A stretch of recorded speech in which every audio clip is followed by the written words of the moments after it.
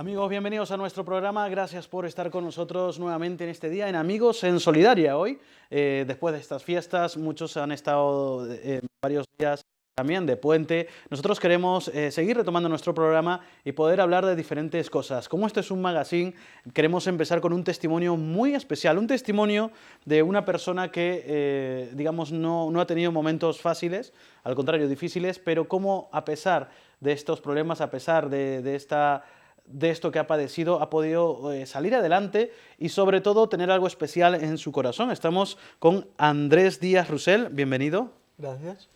Pues Andrés, por lo poco que hemos hablado antes de empezar esta entrevista, son conceptos o palabras que me has dicho bastante fuertes porque has pasado enfermedades muy duras, pero queremos que nos cuentes, que te presentes, bienvenido. Bueno, pues muchas gracias. Me llamo Andrés y bueno, pues nací en el 81, fui sietemesino, mi mellizo falleció al día después de nacer y a mí me pusieron en una incubadora donde pillé una meningitis que desencadenó una hidrocefalia. Es un problema cuando el líquido cefalorraquídeo no puede drenarse del cráneo, de forma que me implantaron una válvula y un catéter ventrículo-peritoneal. Y bueno, pues nada, estuve pasando por numerosas operaciones y después pues en el 2000 empecé con dolores de cabeza, fuimos a ver al neurocirujano, me dijeron que la válvula y el catéter estaban totalmente bloqueados, me operaron y en esa operación pillé una infección hospitalaria que es muy difícil eliminar con antibióticos, entré en coma y cuando salí del coma me desperté ciego, de forma que ya no veo nada. Son, como he dicho, ¿no?, una introducción bastante dura, que muchas personas, familias, se pueden quedar destrozadas. Incluso me imagino que tus padres habrán quedado destrozados después de este primer momento. Pero, y para lo que estamos aquí es para hablar de que a pesar de este dolor, a pesar de esta dificultad, me decías que aunque no ves físicamente, ves de otra manera. Sí, desde luego, he aprendido bastantes cosas y sigo aprendiendo bastantes cosas a través de la ceguera. Como tal, me ha dado ánimo el hecho de tener a mi familia allí. Como digo, yo estuve en coma una semana y media, yo no me enteré de nada. Mis padres pasaron por todo, mi hermana igualmente. Yo me desperté después y cuando ya me di cuenta que no podía seguir leyendo la Biblia, como me había propuesto inicialmente al principio del 2001, pues mi padre dijo: Andrés, yo voy a seguir leyéndola ahí donde tú la dejaste. Le dije: muy bien, pues si te vas a mi Biblia, hay un calendario de leer la Biblia en un año, donde veas que no hay marcas, pues te pones a leer a partir de ahí. Y resultó ser el Evangelio de Juan, capítulo 9. Y los primeros 3 versículos dicen lo siguiente, que Jesús iba caminando con sus discípulos cuando se encontraron con un hombre que nació ciego. Y sus discípulos le preguntaron a Jesús: Rabí, ¿quién pecó, este o sus padres, que nació ciego? Y Jesús respondió: ni él ni sus padres pecaron, sino que él es ciego para que las obras de Dios se manifiesten en él. Y eso es lo que me tocó el día que me quedé ciego. De forma que, como digo, ahora veo de una forma diferente. No leo la Biblia como un periódico, la Biblia habla y la tomo muy en serio. Como tal, eso pues es lo que me dio ánimo para aprender a hacer las cosas que hago ahora de una forma diferente. Esto me pasó cuando tenía 20 años de edad y ahora pues sigo trabajando en lo que había empezado a estudiar. Esto pasó después del segundo año en la universidad y ahora pues trabajo de traductor e intérprete, que es lo que estaba estudiando, después de haberme adaptado. Entonces ahora en vez de leer con los ojos, leo braille. En vez de utilizar el ordenador con el ratón, pues utilizo un lector de pantallas con atajo de teclado. Camino con un bastón blanco, de contera giratoria. Entonces ciertas modificaciones, pero adelante. Las cosas se perciben diferentemente. Como lo dices, parece bastante sencillo, pero yo en la mañana de hoy le decía a un compañero, ¿no? Muchas veces tenemos apariencia de cansados y no es porque no hayamos dormido bien, sino es que igual dentro de la manera de ser natural de cada día, pues hay algo que igual puede estar triste, uno deprimido, y a ti deprimido no te vemos en medio del dolor, en medio de la dificultad, contento, gozoso, y sobre todo siguiendo con la vida adelante, ¿no? Muchas veces buscamos casos de superación, pero rara vez en los periódicos, en los medios, se lee que depende del poder de Dios, porque, como tú has dicho, ¿no? Cuando alguien tiene un mal, siempre, hasta el más puro en pensamiento, dice, ¿quién habrá pecado? ¿No? ¿Dónde está? ¿No? ¿Quién ha fallado? Pero sin embargo, nos mencionabas que en tu vida exactamente es para testimonio de aquellos que no creen. Bueno, para la gloria del Señor y para que otros puedan ver a Jesús. Personalmente me he venido abajo. Oye, es que te quedas ciego con 20 años. Obviamente también me he venido abajo. La situación es difícil. La ceguera es muy aburrida. Mirar negro durante 14 años y pico que llevo ya, pues duele no ver el arco iris, no ver un amanecer, un anochecer preciosos. Es difícil, no lo niego. El hecho de que esté gozoso es porque tengo una esperanza. La Biblia dice que el que cree que el Señor Jesús es el Señor y Salvador y que cree que ha resucitado de entre los muertos, tiene vida eterna. La Biblia también dice de que un día, si le creemos en Jesús, le veremos. Pasaremos la eternidad con Él en el cielo y le veremos porque seremos como es Él. Entonces, vale, tengo ceguera actualmente, pero la jurisdicción de la ceguera tiene un límite. Yo sé que un día iré al cielo, estaré con el Señor, mi Señor y Salvador, y por tanto tengo una esperanza que por mucho que no vea actualmente, no me la quita nadie. Me encanta mucho escucharte porque la gente, ¿no? que nos ve no precisamente son creyentes o no, pero puede decir, ¿no? ¿Cómo puede tener esta persona esa fe inquebrantable? ¿Cómo puede tener esa esperanza tan fuerte? Yo personalmente lo he percibido hace algunos meses cuando fui, ¿no? al velorio de mi madre, ¿no? Y ella también ha tenido muy fuerte la esperanza de reunirse con el Señor después de muerta. Y cuando uno ve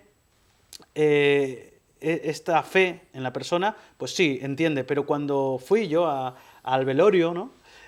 Sentí, ¿no? esa presencia del Señor y esa paz, ¿no? Entonces, ¿qué podríamos decirle a la gente que nos escucha sobre la fe de la que nos habla, sobre esa fe que te lleva a saber que a pesar de las circunstancias difíciles de hoy, tienes un futuro prometedor, un futuro de bendición?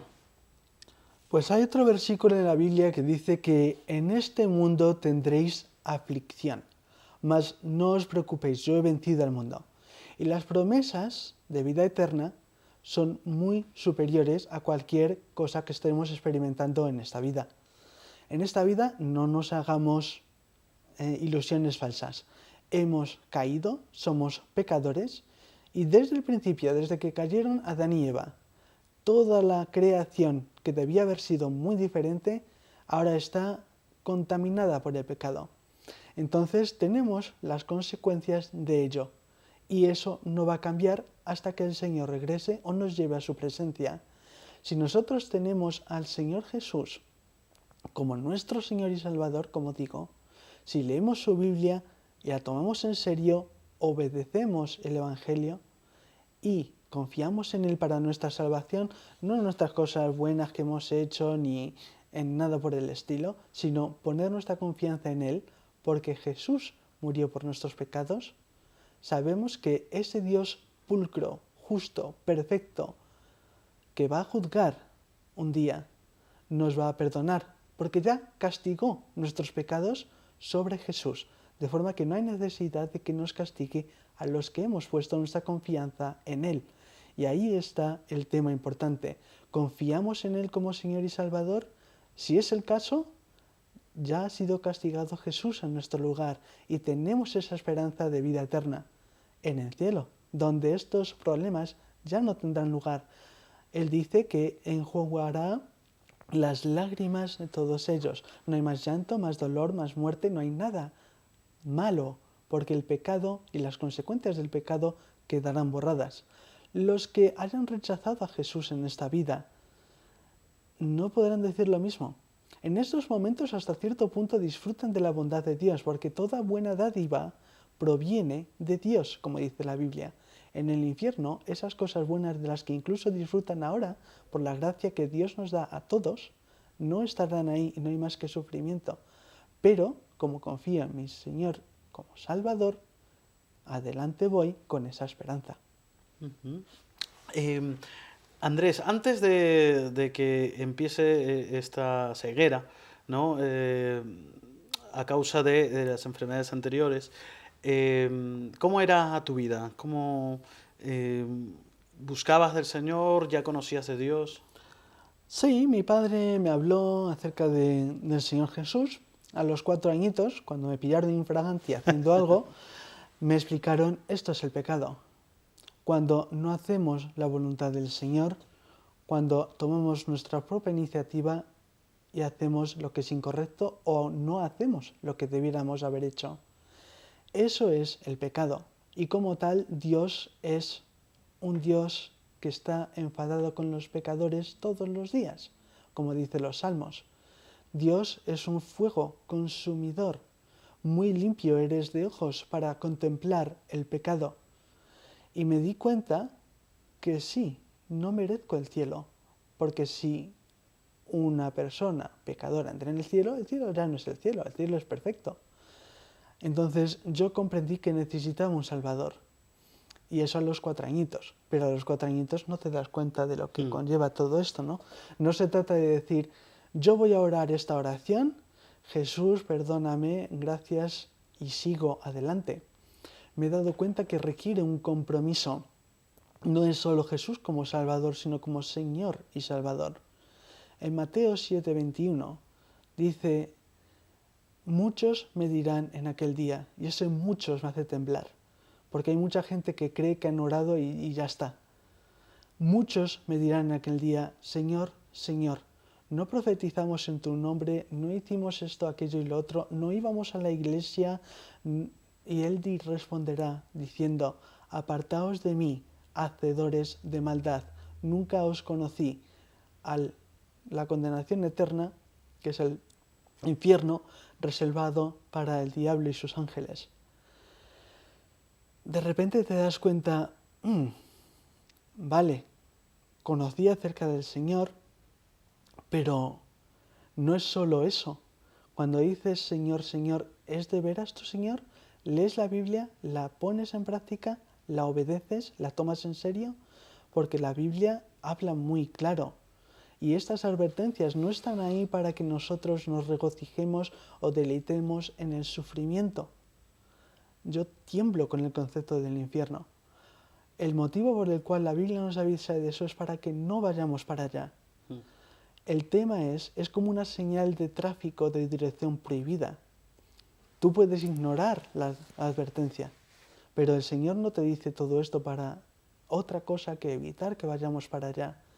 Con la ceguera, a pesar de haber conocido a Jesús anteriormente, me he dado cuenta de lo importante que es esto, que no lo vemos.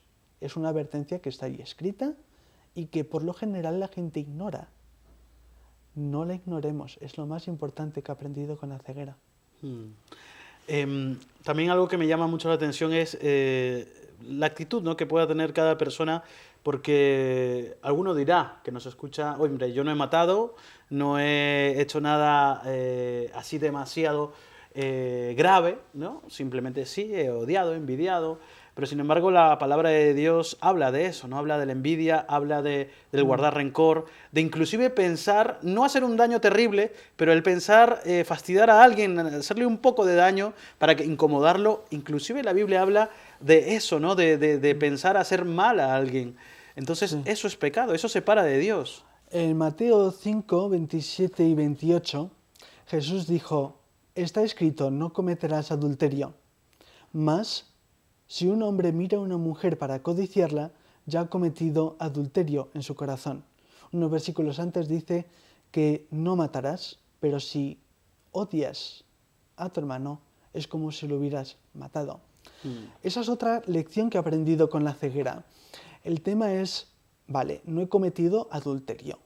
Bien, qué bueno soy.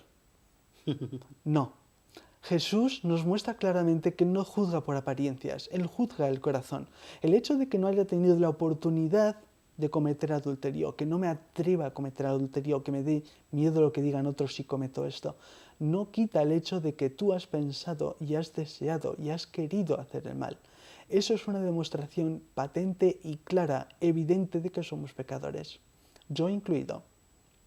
Eso es lo que muestra que tenemos necesidad de un Salvador, porque ninguno tiene derecho a decir ante Dios que es pulcro perfecto, hasta un punto que Isaías 6 dice que Kadosh, Kadosh, Kadosh, Adonai Sebaot, Santo, Santo, Santo, el Señor Todopoderoso. En hebreo no hay superlativos, no se dice bueno, mejor, el mejor. Ellos repiten el mismo concepto 3 veces para enfatizar lo mismo.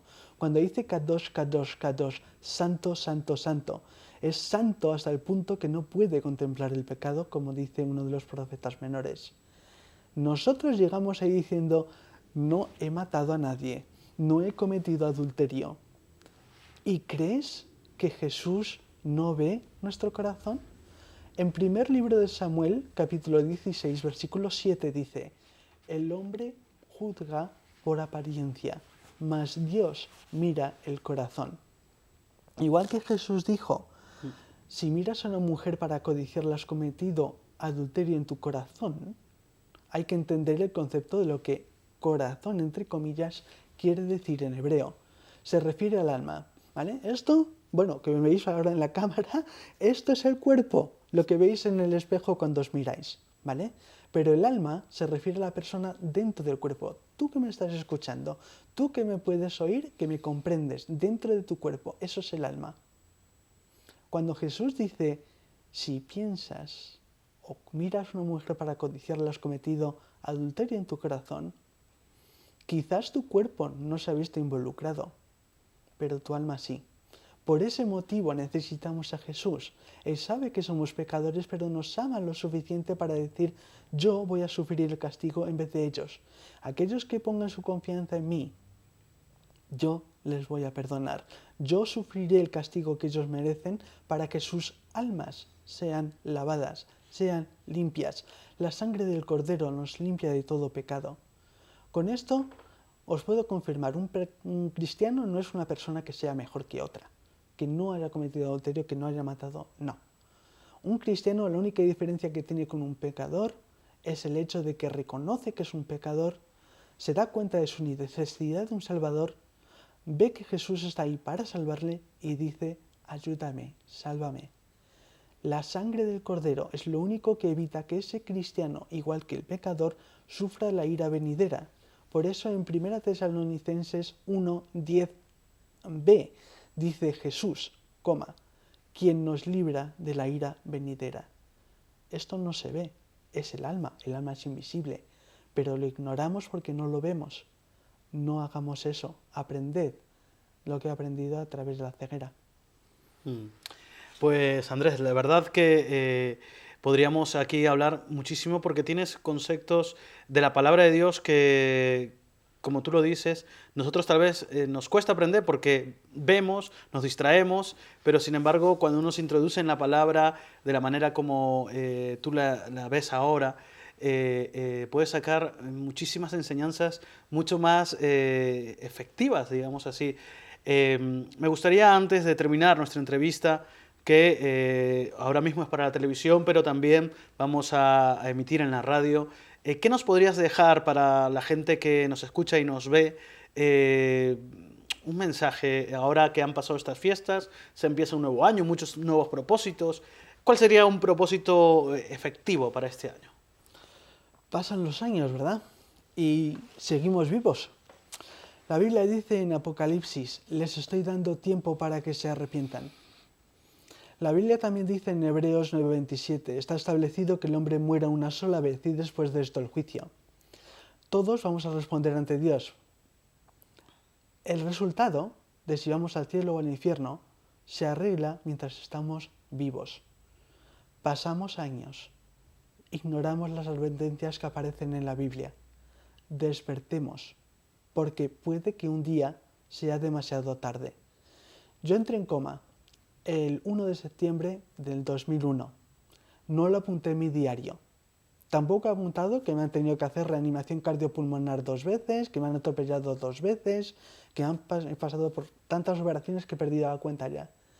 Y algunas con riesgo de morir. No lo planifiqué. Cada vez que cruzo la carretera me di cuenta que posiblemente me pueda atropellar un coche. Me di cuenta de la fragilidad de nuestra vida. La Biblia dice que nuestra vida es como un vapor que se va, así como si es tan frágil. Y yo me he dado cuenta de esto. Si nosotros ignoramos las advertencias que hay en la Biblia ahora, cuando nosotros nos despertemos en el juicio final, no podemos cambiar de opinión, no podemos estar en las puertas del infierno y decir, cambio de opinión, corro a Jesús. Mi único mensaje, olvidad todo lo que he dicho porque las palabras de Andrés no sirven para nada, pero las cosas de la Biblia no las ignoréis. El Señor dice en 2 de Corintios 6:2, me parece que es, hoy es el día de salvación. Y ahí no dice que sea mañana. Yo no sé si voy a estar aquí mañana. Tú tampoco lo sabes, ¿vale?